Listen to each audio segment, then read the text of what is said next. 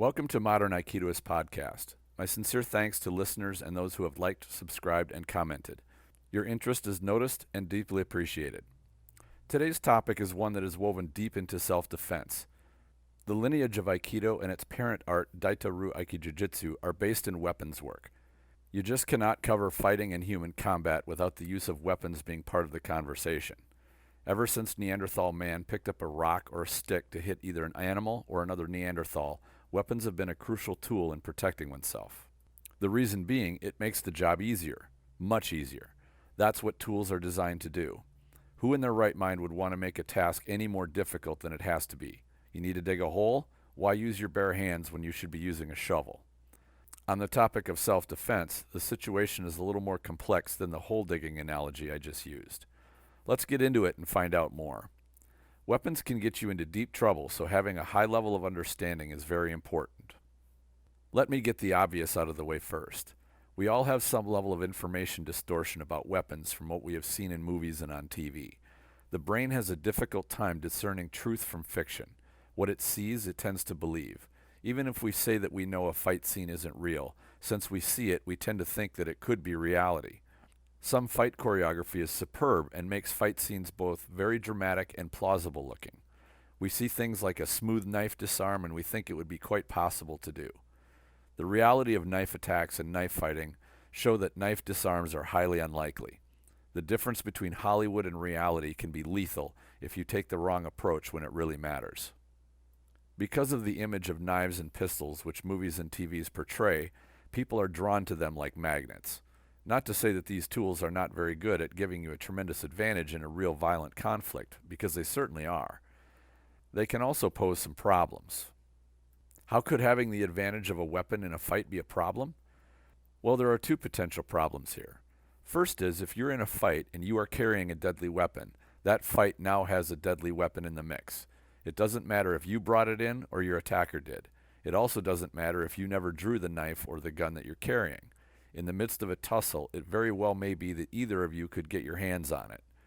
It could fall out onto the ground or be grabbed from you. It probably would not happen from a disarm once you drew it, but a weapon is now in play.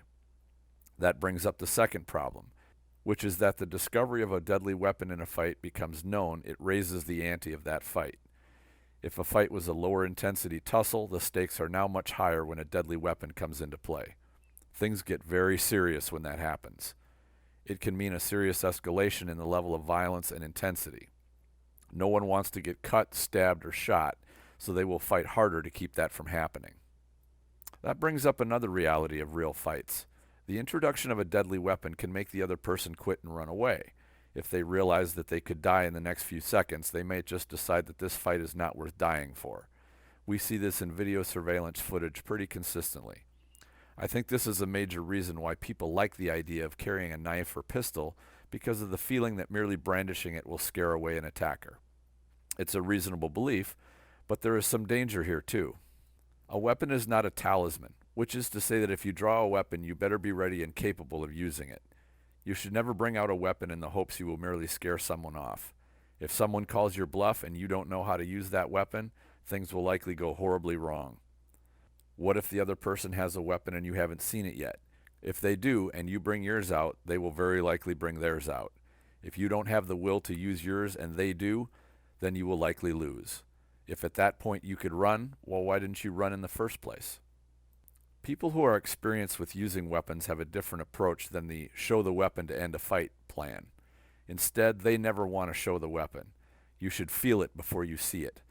People like this are at a level of deadly well past the average normal peaceful person. Such a person might be a street thug with questionable morals or a well-trained soldier with excellent character. The choice of how to use a weapon is more a matter of method than of conscience. This can seem odd to people who have not been in dangerous and life-threatening situations. The idea that you might have to seriously injure or kill someone to protect yourself is kind of an alien concept. It's one thing to watch it on a screen or imagine it in your head, but as I said before, these are not reality. I bring up knives and pistols first because these two are by far the ones most people think of when it comes to personal protection, usually pistols being the most popular. But both qualify as deadly weapons, which is a legal designation. I'm not going to get into the weeds of legal definitions here, but since I'm going to be talking about non-lethal weapons shortly, I think it's worth mentioning. The level of damage that a knife or a gun can do is very high. Neither tool are well suited to scaling back the amount of damage you want to do to someone. A knife is a little better than the gun in this regard. You can choose to cut someone's forearm, which is less injurious than stabbing them in the chest or neck. One might think that shooting someone in the leg would be less serious than shooting them in the chest or the head. Again, this is a Hollywood-created illusion more than it is a reality. From a legal standpoint, and we are talking about your liability here, cutting someone's arm is still assault with a deadly weapon at very least. A prosecutor could even turn that charge into attempted murder.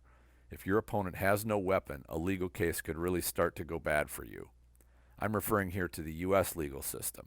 But there are many cases where people appear to be justified in using a high level of force to defend themselves, but are subsequently found guilty and spend a great deal of time in prison over it. Again, I'm not going to go deep into the legal weeds here, but we have to realize that going through a trial and perhaps dealing with a prison sentence are serious life-impacting events. Because of this, your judgment better be very sound and you are very well trained so that you can avoid both the short-term threat of your safety and the long-term threat to your future. I wish we lived in times where victims of violence would not become victims of the legal systems they live under, but that's just the way that it is. You may be wondering about non-lethal alternatives. One of the most well-known non-lethal options for self-defense is mace or pepper spray. Some even say to carry aerosol cans of wasp killer or some other common toxic chemicals. I've not heard of any successful results at using improvised sprays such as wasp killer, but I have heard of a few instances where mace is effective. Unfortunately, I've heard more stories where it didn't work than instances where it did work. It's easy to miss with using a spray. You can spray other people that you weren't intending to spray, or even have it merely enrage the attacker without actually stopping them. I wouldn't count on mace or pepper spray to be reliable. Another non-lethal alternative are stun guns. A stun gun is a short stick or a wand with an electrode on it to deliver a significant shock to an attacker. They're kind of like a taser, only a taser shoots the electrodes out to a target from a good distance away. The problem with a stun gun is that you have to be in close range to use it. In that range, do you have the hand-to-hand skills to successfully touch your attacker with it? Also, what if he's trying to stop you from doing so? The level of complexity has now increased drastically and the chances of success drop significantly. If your attacker is larger, stronger, and faster than you, the stun gun will be pretty ineffectual. The other thing about a stun gun is that it might have trouble delivering an adequate shock through multiple layers of clothing. This means you would have limited target areas to place it, usually ones that are hard to get at, such as the neck. I don't recall any stories of people using stun guns successfully, although they may be out there. Therefore, I would be very dubious of them being useful for self-defense. Mace and stun guns are more gimmicks than they are real tools. Now we get to slightly more valid self-defense tools. These are kubatons, collapsible batons, canes or walking sticks, saps, blackjacks, brass knuckles, and other force multipliers. Each have their own advantages and their drawbacks. One thing they all have in common is that they require base hand-to-hand skills in order to use them effectively. None of these will work at all unless you are confident enough to function in hand-to-hand fighting. Without training, this will be virtually impossible. No tool will be useful unless you know how to use it. Some of the drawbacks of what I listed above, particularly saps, blackjacks, and brass knuckles, are often illegal to carry, at least in many U.S. states. I strongly recommend you research your local laws before making any decision on what you decide to carry around with you. It may seem like a hiking stick would be a good option for an Aikidoka to carry since we train with a jo, which is nothing more than a walking stick. I don't necessarily think this makes a great deal of sense. First off, a hiking stick looks very out of place in an urban or a suburban environment. If you walk around with one, it will look conspicuous. Now, if you're hiking in the woods, it wouldn't. Also consider your training with it. It is usually in a wide open dojo floor with plenty of space to move around. Take your jo into an elevator, hallway, or office and try wielding it in there. These are places you are most likely going to need it. Space gets tight really fast. Also consider the inconvenience of hauling such a long stick around everywhere. It really is rather large and clumsy. A cane or walking stick are far more discreet and normal looking in an urban setting. The difference between a cane and a walking stick is that a cane has some kind of a protruding handle and a walking stick usually has merely a ball at the top. Both are used commonly with people who are experiencing hip, knee, or back problems, so they don't look out of place at all in a modern society. That is, unless you're strutting around with one over your shoulder. Another option is an unbreakable umbrella, which are also very easy to find on sale. They are very sturdy and well suited to be discreet and fairly easy to carry around. Just like any tool, you must know how to use it properly. Some dojos train with hanbo, or 3-foot stick techniques. There are many sources for good cane or walking stick techniques out there. Savat and Bartitsu have some excellent material about them. Just like any techniques, training and practice are not optional, they are required. Lastly, I do want to mention improvised weapons. These are things which are around you, wherever you are, which you can use to defend yourself. Items such as chairs, wastebaskets, books, bottles, or virtually any solid object can make a very good self-defense tool. I like chairs in particular and would rather have a chair than a knife in my hand. A chair is an excellent obstacle for someone to have to get past, and I don't have to worry too much about being charged with murder if I pick up a chair to keep someone away from me, even somebody wielding a knife. There's even a recent video of a knife wielder being subdued and held by a couple of people with chairs. I'll leave a link in the description so you can go see it. Unfortunately, the video doesn't show the takedown of the knife wielder. It only shows him being subdued and held with a couple of chairs. It's still pretty interesting. You should check it out.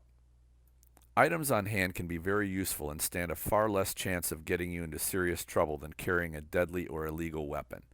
Just some things to think about as you decide what you want to carry. No matter what you do decide on, train for using what you do carry. It's also fun to train with chairs and improvised tools so you can see and feel how useful they are. One last concept when it comes to weapons I'll leave you with is make sure you are clear what they do and what you want from them. Do you want to kill or incapacitate your attacker, or do you want a tool that will help you get home safely? These are not necessarily the same thing. This is a profound question and one that will drastically affect both what you decide to carry and how you train. What other topics are you interested in hearing covered in this podcast? Please share your ideas in the comments if you're watching this on YouTube. You can also go to the Facebook group Aikido the Martial Side and post a comment. You can now also support this podcast by donating either through a monthly sponsorship or just a single donation of any amount that you like. I always like hearing from listeners of the show, whether they come through comments or questions. Thank you all for sharing your interest. Enjoy your training.